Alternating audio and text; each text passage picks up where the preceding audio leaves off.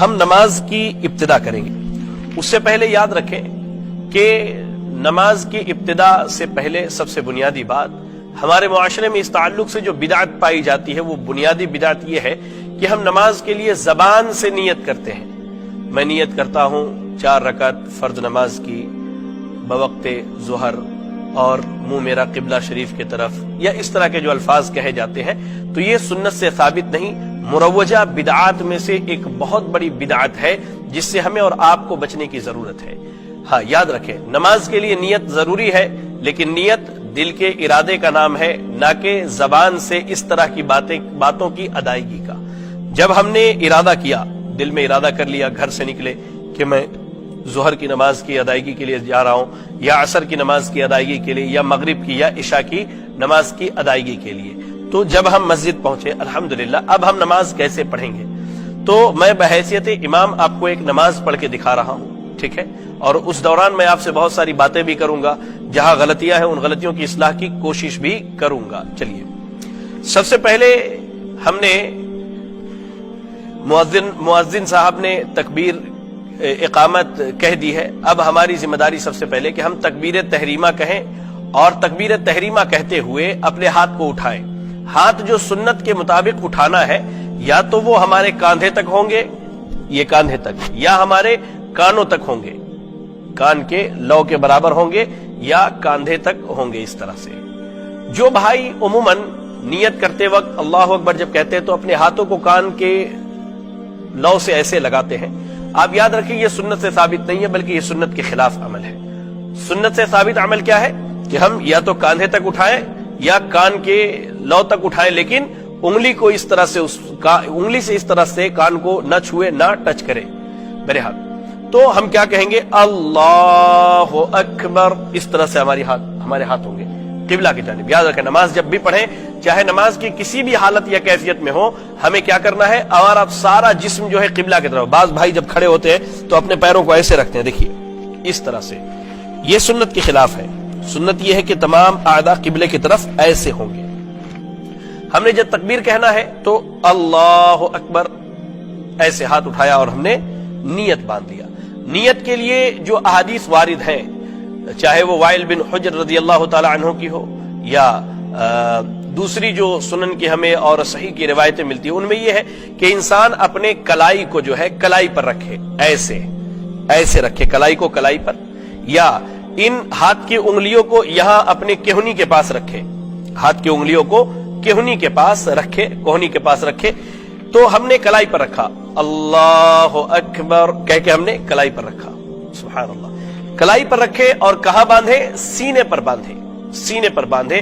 صحیح ابن خزیمہ کی جو سب سے صحیح روایت ہے اس باب میں، وہ یہی ہے کہ انسان ہاتھ کو سینے پر باندھے۔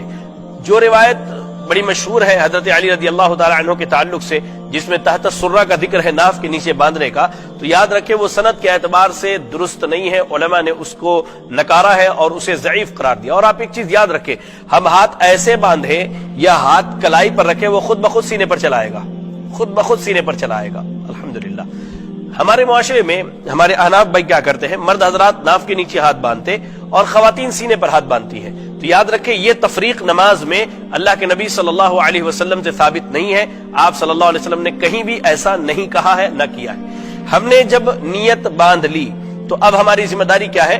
ہم سینے پر ہاتھ رکھے، بالکل ایک دم یہاں پر بھی نہیں اور بالکل اس طرح چھوڑ کر کے بھی نہیں، بلکہ درمیان میں سینے پر ہاتھ رکھے۔ اب ہم نیت کی دعا پڑھیں گے، جو دعائیں عام طور سے مشہور ہے، اور جیسے ہی ہم نیت باندھیں تکبیر تحریمہ کہہ کے، ہماری نگاہ کہاں ہوگی؟ ہمارے سجدے کی جگہ پر، سجدے کی جگہ پر۔ آنکھ کھلی ہوئی ہونی چاہیے۔ بعض بھائی آنکھوں کو ایسے بند کر لیتے ہیں اور کبھی سر آسمان کی طرف اٹھایا، کبھی ادھر، کبھی ایسے جھوم رہے، نہیں۔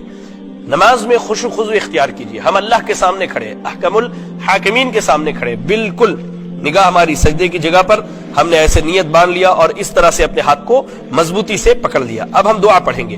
جو مشہور دعائیں ہیں، جیسے مثال کے طور پر سبحانک اللہم وبحمدک وتبارک اسمک وتعالی جدک ولا الہ غیرک، یا وہ جو دعا مشہور ہے اللہم باعد بینی وبین خطایایا کما بعدت بین المشرق والمغرب الی آخر الحدیث۔ نیت کی دعا اب ہم نے پڑھ لی۔ اب ہماری ذمہ داری ہے کہ ہم اعوذ باللہ من الشیطان الرجیم بسم اللہ الرحمن الرحیم پڑھیں، یا اعوذ باللہ من الشیطان الرجیم من ہمزہ ونفخہ ونفثہ بسم اللہ الرحمن الرحیم. تعوذ اور تسمیہ کے بعد ہم قرآن مجید کی تلاوت شروع کریں گے، اور شروع کہاں سے کریں گے؟ سورۃ الفاتحہ سے. نماز میں سورۃ الفاتحہ پڑھنا یہ امام اور مقتدی دونوں کے لیے واجب ہے. سری نمازوں میں امت کا اس بات پر اتفاق ہے کہ امام اور مقتدی دونوں سورۃ الفاتحہ پڑھیں گے. جہری نمازوں کے تعلق سے اختلاف ہے. نماز کے طریقے میں نے سورۃ الفاتحہ کے متعلق مکمل گفتگو کی ہے، اور وہ یہ ہے کہ ہم سری پڑھیں یا جہری پڑھیں، امام اور مقتدی دونوں کے لیے واجب ہے کہ وہ سورۃ الفاتحہ پڑھیں. ہم نے سورۃ الفاتحہ کی تلاوت شروع کی. بعض بھائی بڑی تیز رفتاری سے پڑھتے ہیں، الحمدللہ رب العالمین الرحمن الرحیم مالک یوم الدین ایاک نعبد و ایاک نستعین. نہیں، یہ نبی کا طریقہ نہیں ہے. نبی صلی اللہ علیہ وسلم کا طریقہ کیا؟ آپ اطمینان سے ٹھہر ٹھہر کے پڑھتے ہیں، الحمدللہ رب العالمین الرحمن الرحیم، ٹھہر ٹھہر کے آرام سے پڑھیں. سورۃ الفاتحہ ہم نے پڑھ لیا. امام کہتے ہیں غیر المغضوب علیہم ولا الضالین.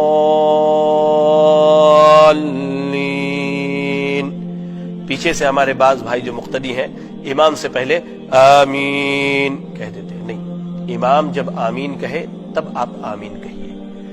امام جب آمین کہے تب آمین کہیے. اقتدا امام کی کرنی ہے، اس سے آگے نہیں بڑھنا ہے. امام نے کہا آمین تو آپ اس کے ساتھ آمین کہیے.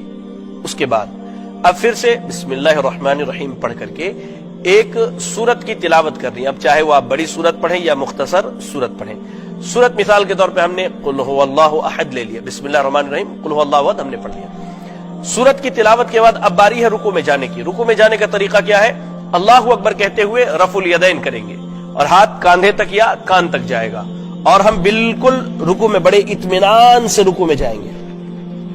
رکوع میں جب ہم جائیں تو ہماری یہ دونوں ہاتھ جو ہے بالکل گھٹنے پر مضبوط ہوں گے، اور یہ ہاتھ سیدھا ہوگا. بعض بھائی بہت بالکل ایسے جھک جاتے ہیں رکوع میں.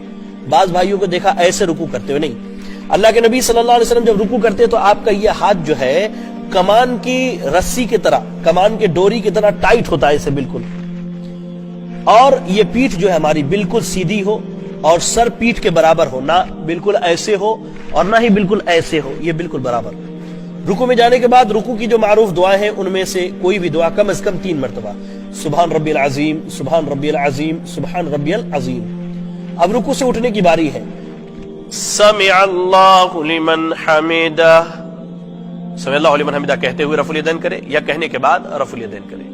سمع اللہ لمن حمدہ امام اور مقتدی دونوں کہیں گے. ہمارے یہاں معروف کیا ہے کہ امام سمع اللہ لمن حمدہ کہتا ہے اور مقتدی ربنا ولک الحمد حمدا کثیرا طیبا مبارکا فی پڑھتے. نہیں، امام اور مقتدی دونوں سمع اللہ لمن حمدہ اور ربنا ولک الحمد حمدا کثیرا طیبا مبارکا فی. ہم نے پڑھ لی دعا. رکوع سے اٹھنے کے بعد کی دعا، اطمینان سے ایک دم کھڑے ہو جائیے، بالکل طمانیت کے ساتھ، سکون کے ساتھ. نماز دراصل سکون کا نام ہے. اب ہمیں سجدے میں جانا ہے. سجدے میں جاتے وقت پہلے ہاتھ رکھے یا پہلے گھٹنے رکھے؟ تو صحیح اور راجح قول کے مطابق اور دلائل کی مضبوطی کے اعتبار سے پہلے ہاتھ رکھنا ہے، اس کے بعد گھٹنوں کو رکھنا ہے. اب سجدے میں جانا ہے تو ہم رکوع سے اٹھ کے ہم رفع الیدین کے لیے اب سجدے میں جانا ہے تو کیا کہیں گے؟ اللہ اکبر کہتے ہوئے اب ہم سجدے میں جب ایسے گئے تو پہلے ہاتھ رکھا، پھر ہم نے پیر کو رکھا. اللہ کے نبی صلی اللہ علیہ وسلم کہتے ہیں مجھے حکم دیا گیا ہے 7 اعضاء پر سجدے کروں. 7 اعضاء میں ایک اعضا چہرہ جس میں پیشانی اور ناک شامل ہے، پھر اس کے بعد یہ 2 ہاتھ، پھر یہ 2 گھٹنے، اور پھر پیر پیچھے کے. سجدے میں گئے ہم بڑے اطمینان سے. اس طرح سے ہم نے پیشانی کو اور اپنے ناک کو لگایا اور پیر کے پچھلے حصے کو ملا لیا. آپ دیکھ سکتے ہیں اس طرح سے پیر کو ہم نے ملا لیا. سجدے میں یاد رکھیں زمین پر بالکل ہاتھ کو ایسے نہیں پھیلانا ہے، اللہ کے نبی صلی اللہ علیہ وسلم نے اس سے منع کیا ہے. اور نہ ہی بالکل ایسے پہلو میں لگا کے رکھنا ہے، نہیں، بلکہ ہاتھ کشادہ ہو. اگر جگہ زیادہ ہے تو، جگہ کم ہے تو پہلو سے ہٹا کر کے رکھیں، لیکن کیا ہے پہلو میں نہ سٹائے یا زمین پر اس طرح سے نہ بچھائیں. سجدے میں جانے کے بعد اب ہم سجدے کی دعا پڑھیں گے، سبحان ربی الاعلی، سبحان ربی الاعلی، سبحان ربی الاعلی. اس کے علاوہ جو دوسری دعائیں ثابت ہیں وہ بھی پڑھ سکتے ہیں انشاءاللہ. سجدے میں دعا کرنی چاہیے. عربی زبان میں آپ کو دعائیں یاد ہے تو آپ کثرت سے دعا کر سکتے ہیں. اب سجدے سے اٹھنا ہے، اللہ اکبر. اٹھنے کے بعد ہم کیسے بیٹھیں گے؟ تو آپ دیکھیے ہمارا جو بایاں پیر ہے، یہ جو بایاں پیر ہے، بعض یہ جو بایاں پیر ہے اس پیر کو ہم ایسے زمین پر بچھائیں گے، دیکھیے اس طرح سے بچھا کر، اور اس پیر کو کھڑا رکھیں گے اور اس پر بیٹھیں گے ایسے۔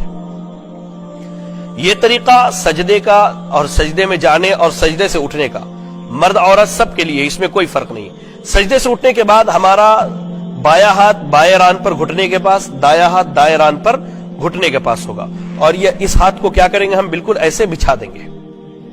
اب سجدے سے اٹھنے کے بعد جو دعائیں ثابت ہے ان دعاؤں میں جیسے رب اغفر لی، رب اغفر لی، رب اغفر لی 3 مرتبہ پڑھیں، اطمینان سے بیٹھے ایک دم سکون سے۔ دعا پڑھنے کے بعد پھر اللہ اکبر کہتے ہوئے سجدے میں جائیں، وہی اعمال کریں جو اس سے پہلے ہم نے سجدہ میں کیا ہے۔ اب پھر اٹھنا ہے۔ بعض بھائی کیا کرتے اٹھتے وقت اللہ اکبر اٹھ جاتے، نہیں، سنت کیا ہے، آپ سجدے سے جب اٹھے، چاہے وہ پہلا سجدہ ہو، دوسرا ہو، تیسرا یا چوتھی رکعت کا، تو اللہ اکبر اٹھ کر تھوڑی دیر بیٹھیں یہاں تک کہ تمام ہڈیاں اپنی جگہ پر آ جائیں۔ اللہ کے نبی صلی اللہ علیہ وسلم کے تعلق سے صحابہ اکرام بیان کرتے ہیں کہ آپ اتنی دیر بیٹھتے تھے ہمیں یہ لگتا کہ آپ بھول گئے ہیں کہ آپ کو اٹھنا ہے۔ سجدے سے اٹھنے کے بعد اس طرح بیٹھیں پہلی رکعت میں، اب پھر جو ہے اٹھ جائیں، آپ مختصر بیٹھے، لمبا نہیں، مختصر بیٹھے۔ اٹھنے کے بعد پھر اپنی جگہ پر کھڑے ہو گئے، پھر سے دوبارہ ہاتھ سینے پر اور کلائی کے اوپر، کلائی بائیں ہاتھ کے اوپر، دایاں ہاتھ سینے پر باندھ لیا ہم نے۔ پھر بسم اللہ الرحمن الرحیم پڑھیں، سورۃ الفاتحہ کی تلاوت کریں، پھر کوئی مختصر سی سورت پڑھیں، پھر اللہ اکبر کہتے ہوئے رکوع میں جائیں۔ رکوع کا جو طریقہ آپ کو بتلائے گا بالکل ویسے ہی رکوع کریں، اعتدال کے ساتھ، اطمینان کے ساتھ، سکون کے ساتھ دعا پڑھیں رکوع کی، پھر اٹھیں۔ سمع اللہ لمن حمدہ ربنا ولک الحمد حمدا کثیرا طیبا مبارکا فیہ، ٹھیک ہے۔ اس کے بعد اب ہمیں سجدے میں جانا ہے، تو ہم اللہ اکبر کہتے ہوئے کیا ہے سجدے میں چلے جائیں۔ سجدہ جیسے کرنے کا بتایا گیا ویسے ہی کریں، تمام اعضاء سیدھے ہوں، قبلے کی طرف ہوں، سجدے کی دعا پڑھیں، اللہ اکبر کہتے ہوئے پہلے سجدے سے اٹھیں، سبحان ربی اللہ رب اغفر لی، رب اغفر لی، رب اغفر لی پڑھیں، پھر اللہ اکبر کہتے ہوئے سجدے میں جائیں۔ اطمینان اور سکون سے سجدہ کریں، اللہ سے جتنی چاہے دعائیں مانگیں، عربی زبان میں آپ کو دعائیں یاد ہیں تو دعائیں پڑھیں، پھر اللہ اکبر کہتے ہوئے بیٹھیں۔ یہ دوسری رکعت ہماری ہے۔ اب یہ دوسری رکعت اگر فجر کی ہے تو ہماری آخری رکعت ہوگی وہ، اگر مغرب کی ہے تو اس کے بعد 1 رکعت پڑھنی ہے، اور اگر ظہر، عصر یا عشاء کی ہے تو اس کے بعد ہمیں 2 رکعت پڑھنی ہے۔ اللہ کے نبی صلی اللہ علیہ وسلم شروع کی 2 رکعتوں میں سورۃ الفاتحہ کے ساتھ سورت پڑھا کرتے تھے، اور آخر کی 2 رکعتوں میں صرف سورۃ الفاتحہ پڑھا کرتے تھے۔ اگر یہ ہماری آخری رکعت ہے فجر کی، یا ہماری دوسری رکعت ہے مغرب کی، یا ظہر، عصر یا عشاء کی، تو یاد رکھیں کہ پہلے تشہد میں اور آخری تشہد میں جب اللہ کے نبی صلی اللہ علیہ وسلم بیٹھتے تو بالکل آپ ایسے بیٹھتے، ہاتھ کو بچھا لیتے اس پر، اور آپ کا ہاتھ، یہ دایاں ہاتھ جو ہے اس طرح سے ہوتا، آپ ایسا ان 2 انگلیوں کو ایسے بند کرتے، اور انگوٹھا اور درمیان کی انگلی کو ایسے ملاتے، اور شہادت کی انگلی کھڑی رکھتے، تھوڑا سا اس کو ٹیڑھا کر لیتے ایسے۔ اب ہماری نگاہ جو سجدے کی جگہ پر تھی، اب وہ نگاہ چلی آئے گی انگلی پر، ایسے انگلی کو حرکت دینی ہے، کیسے؟ التحیات للہ والصلوات الطیبات السلام علیک ایھا النبی ورحمۃ اللہ وبرکاتہ، السلام علینا وعلی عباد اللہ الصالحین، اشہد ان لا الہ الا اللہ واشہد ان محمدا عبدہ ورسولہ۔ یہ بعض بھائی یہ کرتے کہ صرف اشہد ان لا الہ الا اللہ پر انگلی کو حرکت دیتے، پھر اس کو اشہد ان محمد رسول اللہ میں جھکا لیتے۔ تو میں نہیں سمجھتا کہ یہ کسی حدیث سے ثابت ہے یا یہ سنت کا عمل ہے۔ سنت یہ ہے کہ مکمل تشہد میں، چاہے آپ پہلے تشہد میں ہو یا آخری تشہد میں ہو، انگلی کو حرکت دیتے رہے۔ اس کے بعد اگر آپ 3 یا 4 رکعت کی نماز پڑھ رہے ہیں تو یہ آپ کا پہلا تشہد ہے، تو آپ چاہے تو اس میں درود شریف بھی پڑھ سکتے ہیں، یا اشہد ان محمد رسول اللہ تک پڑھ کر کے اٹھ سکتے ہیں تکبیر کہہ کے۔ اور اگر 2 رکعت کی نماز ہے فجر کی تو مکمل دعائیں پڑھنی جو انشاءاللہ میں آپ کو بتاؤں۔ اب آپ اٹھ گئے، اللہ اکبر۔ اب ہم تیسری رکعت کے لیے اٹھتے ہیں، چاہے وہ مغرب کی ہو یا عشاء، ظہر یا عصر کی ہو، تو رفع الیدین کرنا ہے۔ عبداللہ ابن عباس رضی اللہ تعالی عنہما کہتے ہیں کہ اللہ کے نبی صلی اللہ علیہ وسلم رفع الیدین کرتے اور پھر سے نیت باندھتے۔ اب کیا ہے؟ اب سورۃ الفاتحہ بسم اللہ پڑھنا ہے، سورۃ الفاتحہ پڑھنی ہے سری آواز میں خاموشی کے ساتھ. ایسا پڑھیں کہ ہمارے زبان اور ہمارے چہرے سے لگے یا ہماری داڑھی وغیرہ کے حرکت سے لگے کہ ہم پڑھ رہے ہیں، جیسے مثال کے طور پہ ایسے اس طرح سے. یہ سنت سے ثابت ہے. اس کے بعد اللہ اکبر کہہ کے ہم رکوع میں جائیں، سجدہ کریں. 3 رکعت کی نماز ہے تو بیٹھ جائے، آخری تشہد ہے. 4 رکعت کی نماز ہے تو پھر اٹھیں گے 1 رکعت کے لیے. اور آخری تشہد میں جب ہم بیٹھیں گے، مثال کے طور پہ ہم سجدے سے اٹھنے کے بعد آخری تشہد میں بیٹھیں، تو آخری تشہد میں ہمیں جس طرح ہم پہلے تشہد میں بیٹھتے ویسے نہیں بیٹھنا ہے، بلکہ ہمارا یہ جو پیر ہے، یہ بایاں پیر جو ہے آپ دیکھ لیجئے دائیں پیر کے نیچے آئے گا اور ہم جسم کے اس حصے پر بیٹھیں گے اپنے کولہے پر اس طرح سے. یہ ایسے بیٹھیں گے ہم. دیکھیں یہ پیر بالکل یہاں سے نکلا ہوا ہوگا، یہ پیر ایسے زمین پر کھڑا ہوگا اور ہم بالکل ایسے اطمینان سے بیٹھے ہوں گے. اب جب ہم بیٹھیں گے تو اس صورت میں پھر جس طرح ہم نے پہلے تشہد میں انگلی کو میں گرہ بنایا تھا اور اس طرح سے اپنی انگلی کو کھڑی رکھی تھی، ہم نے کھڑی رکھیں گے اور کلمات پڑھیں گے. التحیات للہ والصلوات الطیبات السلام علیک ایھا النبی ورحمۃ اللہ وبرکاتہ. اس کے بعد تحیات کے بعد درود ابراہیمی پڑھیں گے اور ہماری نگاہ کہاں ہوگی؟ ہماری انگلی پر ہوگی. اللهم صل على محمد وعلى آل محمد كما صليت على إبراهيم وعلى آل إبراهيم إنك حميد مجيد. اللهم بارك على محمد وعلى آل محمد كما باركت على إبراهيم وعلى آل إبراهيم إنك حميد مجيد. یہ ہو گیا. اس کے بعد بھی دعائیں ثابت ہے، جیسے اللہم انی اعوذ بک من عذاب القبر واعوذ بک من فتنة المسیح الدجال واعوذ بک من فتنة المحیا والممات. اللہم انی اعوذ بک من مأثم والمغرم. اللہم انی ظلمت نفسی ظلما کثیرا لا یغفر الذنوب الا انت فاغفر لی مغفرة من عندک وارحمنی انک انت الغفور الرحیم. اگر اس کے بعد بھی دعائیں مانگنا چاہے تو دعا پڑھ سکتے ہیں. مثال کے طور پہ اللہم ربنا آتنا فی الدنیا حسنة وفی الآخرة حسنة وقنا عذاب النار اور جو دیگر دعائیں ہیں، کیونکہ تشہد میں دعا قبول ہوتی ہے. اگر ساری دعاؤں سے فارغ ہو گئے تو دائیں طرف السلام علیکم ورحمۃ اللہ، بائیں طرف السلام علیکم ورحمۃ اللہ. یہ ہماری نماز کیا ہے؟ ہو گئی.